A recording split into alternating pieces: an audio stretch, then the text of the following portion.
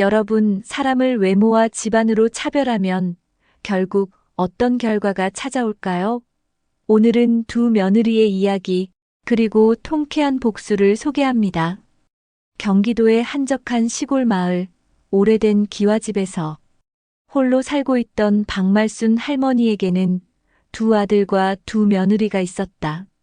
젊은 시절부터 농사일로 단련된 그녀의 손은 거칠었지만 두 며느리를 대하는 태도만큼은 확연히 달랐다. 첫째 며느리 정희는 시골 출신의 평범한 여자였다. 키 160cm의 보통 체격에 화장기 없는 소박한 얼굴, 언제나 머리를 단정하게 뒤로 묶고 다녔다. 전문대학에서 유아교육을 전공했지만 결혼과 함께 꿈을 접고 전업주부가 되었다. 친정은 가난했다. 아버지는 일용직 노동자였고 어머니는 남의 집 청소일로 생계를 이어갔다.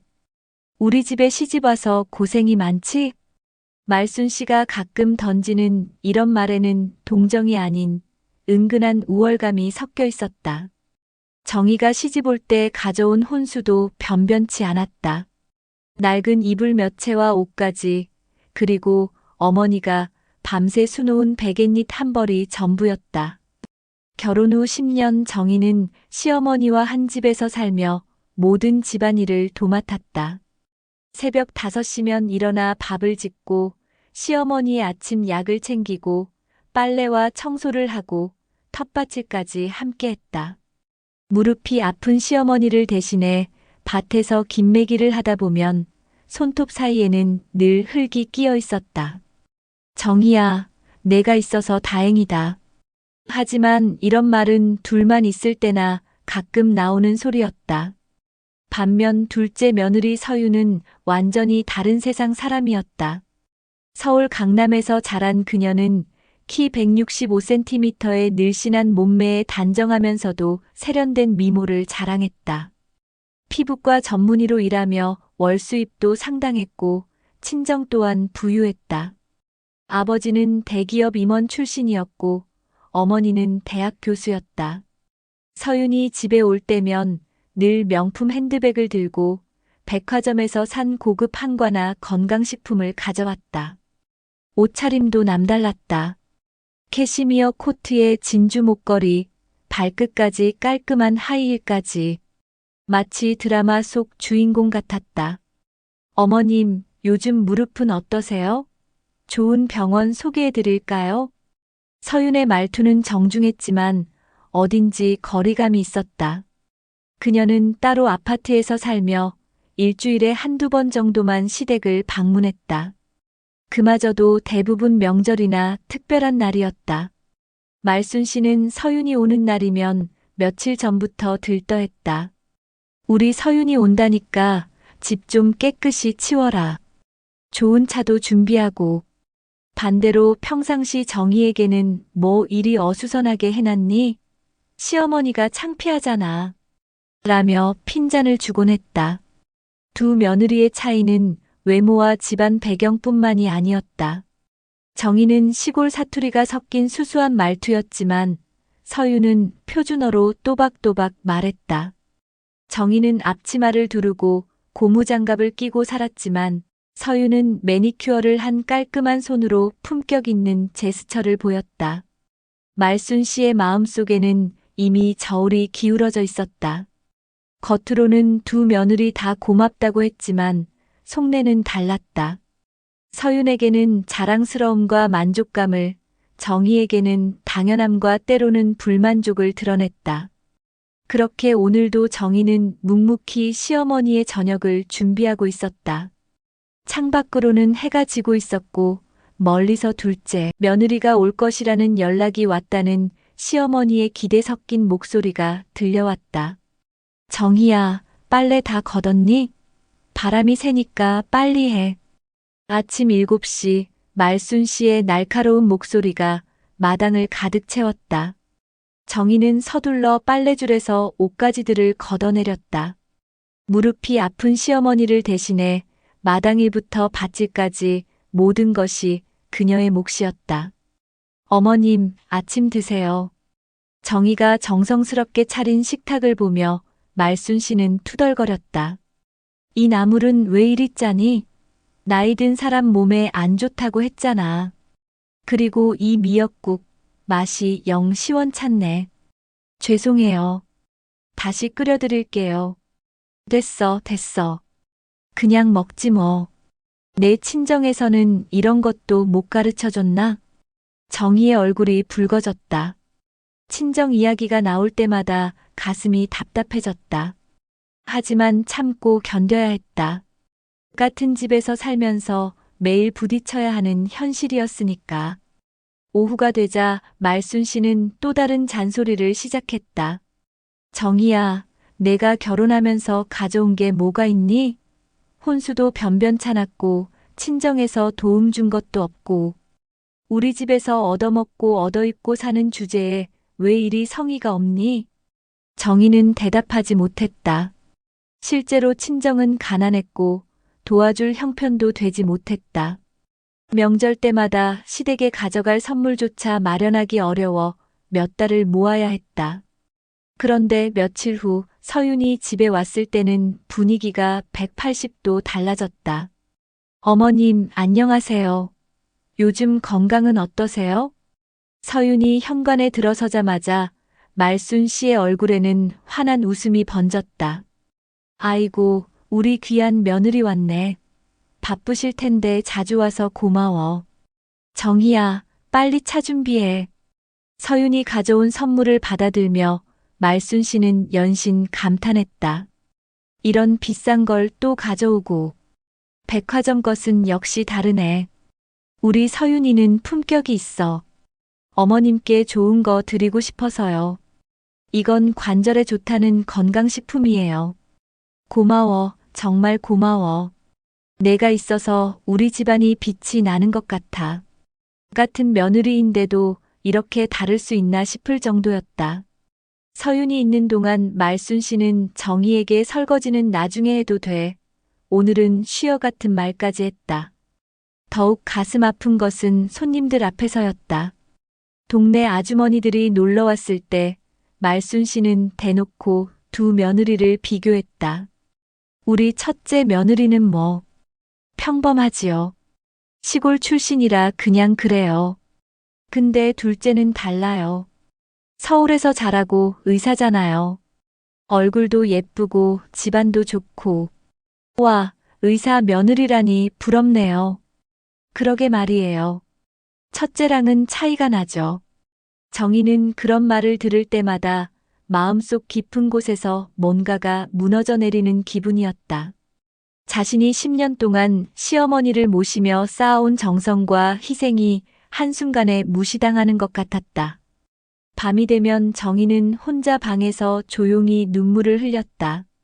남편에게 말하고 싶었지만 그 역시 어머니 앞에서는 한없이 작아지는 사람이었다. 오히려 우리 어머니 성격 알잖아. 좀 참아줘라며 정희를 달래기만 했다. 그래도 정희는 매일 성실히 살았다.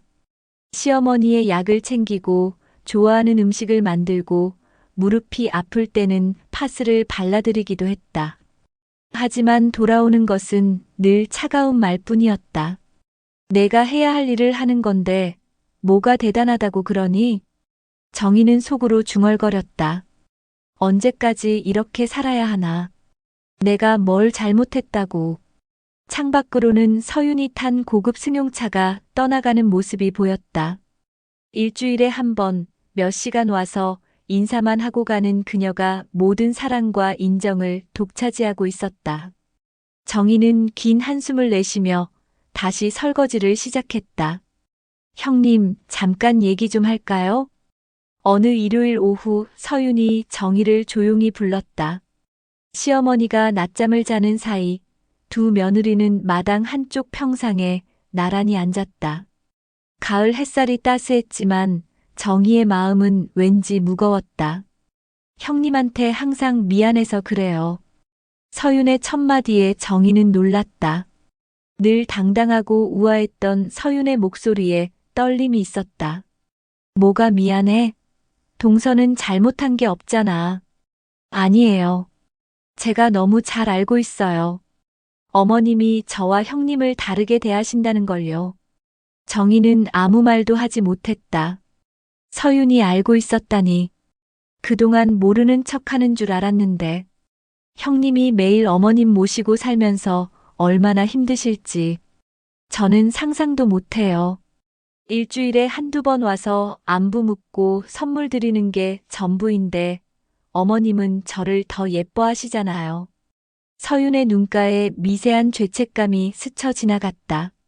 그런 건 신경 쓰지 마.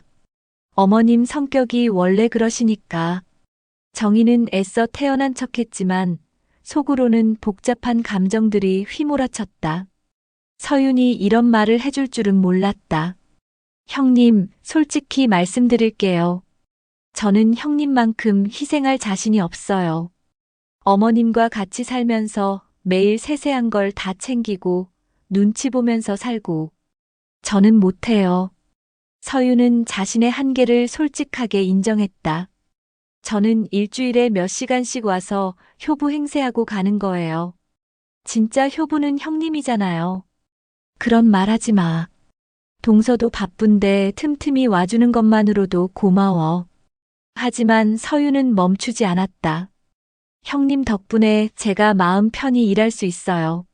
만약 어머님을 제가 모셔야 한다면 솔직히 병원 일 제대로 못했을 거예요.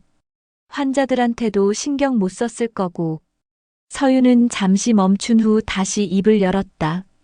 그래서 제가 경제적으로라도 보답하고 싶어서 어머님 용돈도 드리고 좋은 것도 사다 드리는 거예요. 하지만 그게 형님의 헌신을 대체할 수는 없잖아요. 정희는 서윤의 진심을 느꼈다. 그동안 서윤이 그저 잘난 척하는 며느리인 줄만 알았는데 나름의 고민과 미안함이 있었던 것이다. 형님, 이거 받아주세요. 서윤이 봉투 하나를 정희의 손에 쥐어주었다. 뭐야, 이게? 형님 용돈이에요. 많지는 않지만 형님이 어머님 모시느라 고생하시는데 저만 편하게 살 수는 없잖아요. 아니야, 이건 받을 수 없어. 정희가 봉투를 되돌려주려 하자 서윤이 두 손으로 막았다. 형님, 제발 받아주세요. 이거라도 안 드리면 제가 너무 미안해서 잠을 못 자겠어요. 하지만 형님 생각해 보세요. 저는 매달 병원에서 월급 받고 보너스도 받고 하잖아요. 그런데 형님은 10년 넘게 집에서만 살면서 용돈 하나 제대로 못 쓰잖아요. 서윤의 말이 맞았다. 정희는 결혼 후 경제적 자유가 거의 없었다. 남편이 주는 생활비로 시어머니와 가정을 꾸려가기에도 빠듯했다. 제가 어머님께 좋은 선물 사다 드릴 수 있는 것도 형님이 일상을 다 책임져 주시기 때문이에요. 저는 그냥 화려한 포장지 같은 거고 형님이 진짜 내용물이잖아요. 서윤의 비유가 정희의 마음을 울렸다. 그리고 형님, 혹시 제가 올 때마다 부담스러우시죠? 어머님이 저한테만 좋은 말씀하시고. 아니야, 그런 건 아니야. 하지만 정희의 목소리에는 확신이 없었다. 형님, 저도 어머님의 성격 때문에 고민이 많아요. 저한테는 과분한 사랑을 주시는데 정작 매일 모시는 형님한테는 제가 보기에도 너무 심하세요. 서윤은 잠시 말을 멈추고 하늘을 바라보았다. 사실 저는 어머님과 깊은 대화를 나눠본 적이 없어요. 형님은 매일 어머님의 속마음까지 들어주시잖아요. 어머님의 외로움도 걱정도. 저는 그냥 겉핥기식으로 인사만 하고 가는 거예요. 동서, 형님이 진짜 며느리예요. 저는 그냥 가끔 오는 손님 같은 거죠. 그 순간 정희는 서윤을 다르게 보게 되었다. 겉으로는 완벽해 보였지만 그녀도 나름의 콤플렉스와 부담을 안고 살고 있었던 것이다. 고마워, 동서. 동서가 이런 마음을 갖고 있다는 걸 몰랐어. 형님, 앞으로 제가 더 자주 올게요. 그리고 어머님께도 형님이 얼마나 소중한 분인지 조금씩 말씀드릴게요. 저녁 해가 지면서 두 며느리는 서로를 이해하게 되었다. 완전히 다른 환경에서 자랐지만 같은 시어머니를 모시는 며느리로서 각자의 고민이 있었던 것이다. 그날 밤 정희는 오랜만에 평안한 마음으로 잠들 수 있었다. 오늘은 우리 큰집 제사니까 다들 일찍 와라. 가을이 깊어가던 10월 말 큰아버지 제사를 맞아 말순 씨네 집에는 친척들이 하나둘 모여들기 시작했다. 정희는 새벽 4시부터 일어나 제사 준비를 했다. 전을 부치고 나물을 무치고 탕을 끓이고 온갖 음식을 혼자서 준비하느라 온몸이 땀으로 흠뻑 젖었다. 정희야, 배 깎는 것 좀 예쁘게 해라. 사람들이 다 보잖아. 네, 어머님. 말순 씨는 정희가 하는 일마다 이런저런 지적을 했다. 하지만 정작 손은 까딱도 하지 않고 평상에 앉아서 지시만 내렸다. 오후 2시쯤 서윤이 남편과 함께 도착했다. 깔끔한 정장 차림에 고급 과일 선물 세트를 들고 온 그녀는 여전히 우아했다. 어머님, 안녕하세요. 제사 준비하시느라 고생 많으셨어요. 아이고, 우리 서윤이 왔네. 바쁠 텐데 이렇게 시간 내줘서 고마워. 말순 씨의 얼굴이 환하게 밝아졌다. 그리고 친척들에게 자랑스럽게 소개했다. 여러분, 우리 둘째 며느리예요. 피부과 의사거든요. 서울 강남에서 병원 하고 있어요. 와, 의사 며느리네요. 부럽습니다. 그러게 말이에요. 얼굴도 이쁘고 능력도 있고. 친척들의 감탄사가 쏟아졌다. 서윤은 겸손하게 인사를 나누며 자연스럽게 어울렸다. 반면 정희는 부엌에서 설거지를 하며 이런 광경을 지켜보고 있었다. 새벽부터 밤늦게까지 모든 제사 준비를 혼자 했지만 아무도 그녀에게 관심을 주지 않았다. 정희야, 물 좀 더 가져와. 네. 정희가 물통을 들고 나오자 친척 중 한 명이 말했다. 아, 이분이 큰 며느리시구나. 고생 많으시겠어요. 하지만 그뿐이었다. 곧 대화는 다시 서윤에게 집중되었다. 저녁 식사가 시작되고 친척들은 술잔을 기울이며 이야기꽃을 피웠다. 그런데 술이 들어가자 말순 씨의 말문이 더욱 거침없어졌다. 우리 며느리 둘은 정말 다르지요. 친척들의 시선이 두 며느리에게 쏠렸다. 첫째 며느리는 평범해요. 시골 출신이라 그냥 그런 정도죠. 친정도 별로 변변찮고요. 정희의 얼굴이 붉어졌다. 친척들 앞에서 이렇게 직설적으로 말하다니. 근데 둘째는 달라요.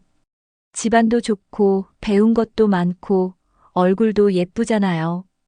우리 집안 품격이 올라간 것 같아요. 어머님. 서윤이 말을 막으려 했지만 말순 씨는 멈추지 않았다. 첫째는 결혼할 때 가져온 혼수도 변변찮았어요. 이불 몇 채가 전부더라고요. 친정에서 도움도 안 되고 우리가 다 해준 셈이지요. 정희의 가슴이 쿵쾅거렸다. 숨이 막힐 것 같았다.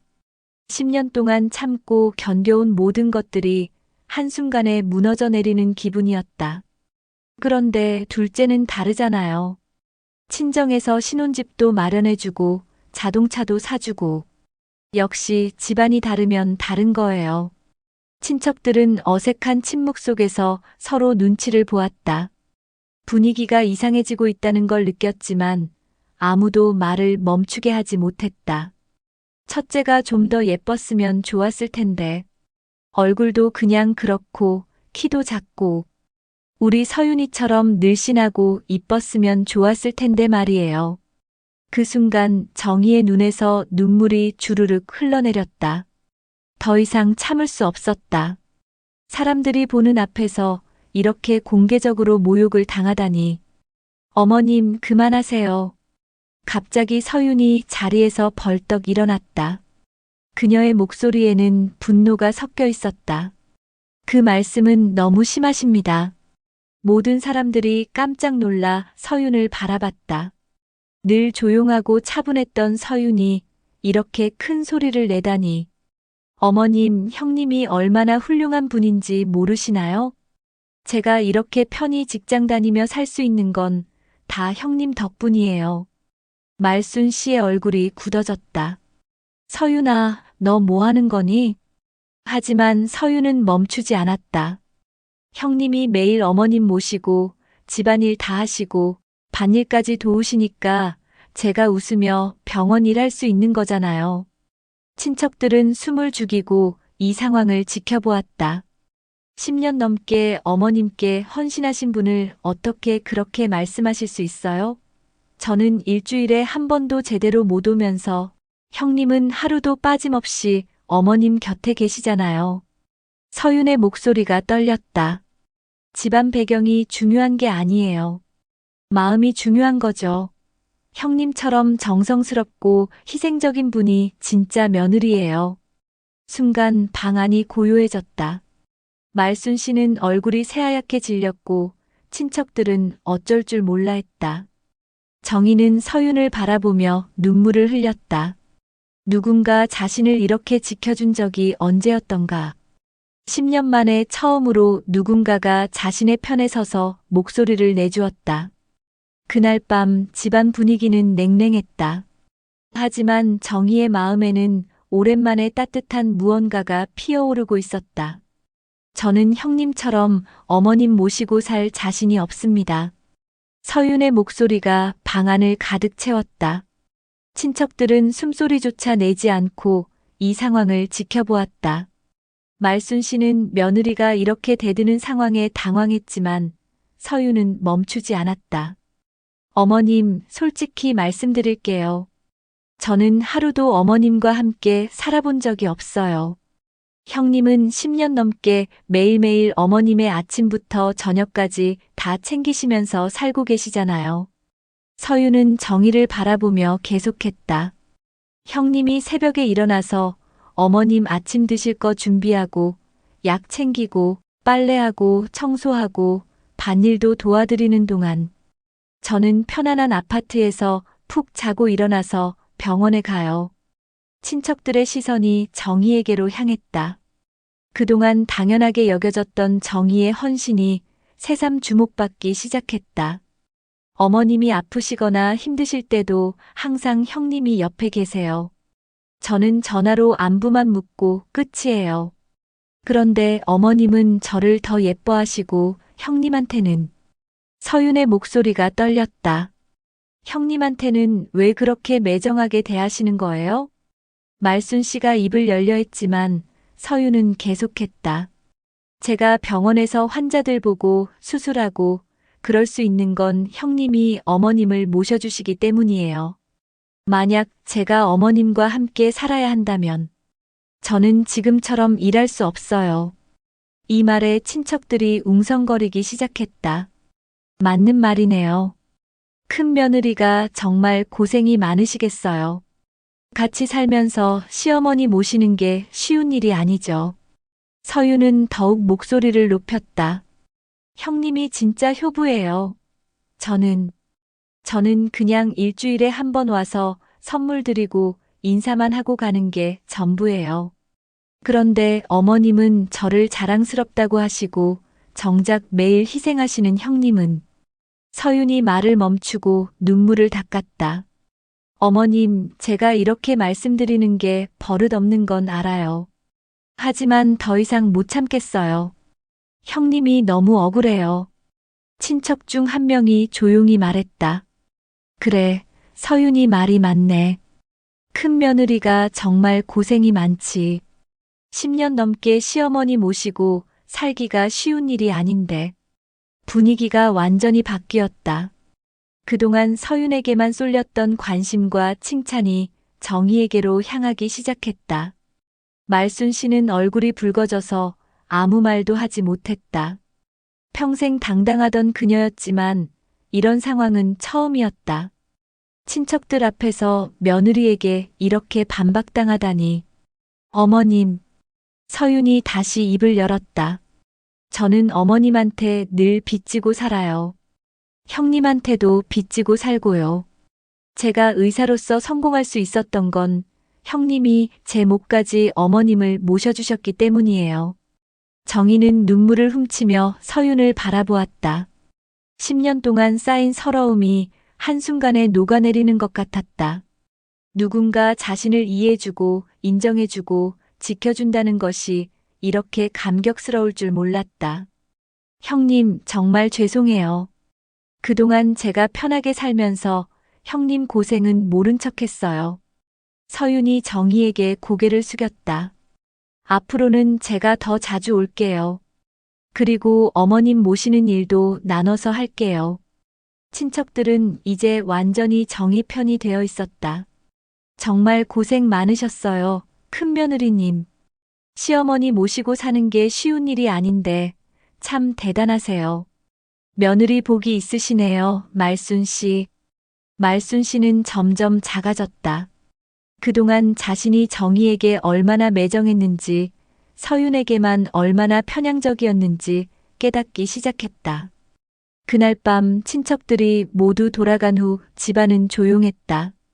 정희는 부엌에서 뒷정리를 하고 있었는데 말순 씨가 다가왔다.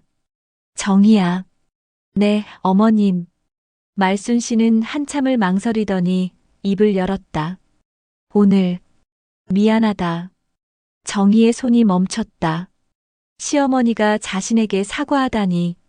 10년 동안 내가 고생한 거 모르는 게 아니었는데 내가 너무했네. 말순 씨의 목소리가 떨렸다. 서윤이 말이 맞아.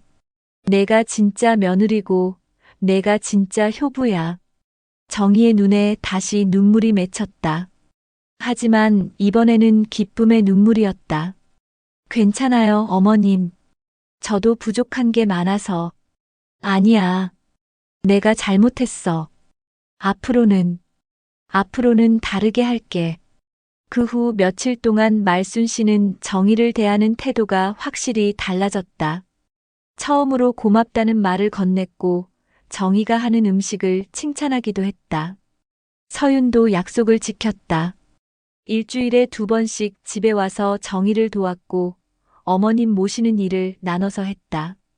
어느 저녁 창가에 앉아있던 정희는 속으로 중얼거렸다.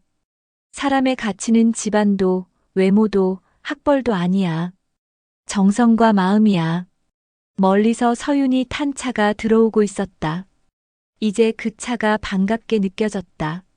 더 이상 위축되거나 비교당할 이유가 없었다. 말순 씨도 창가에서 두 며느리를 바라보고 있었다. 그녀의 눈가에는 오랜만에 미안함과 감사함이 어려 있었다. 70이 넘은 나이에 깨달은 진실이었지만 늦었다고 생각하지 않았다. 진정한 가치는 겉으로 드러나는 것이 아니라 묵묵히 베푸는 사랑과 희생 속에 있다는 것을. 그리고 그 진실을 일깨워준 것은 다름 아닌 둘째 며느리 서윤이었다.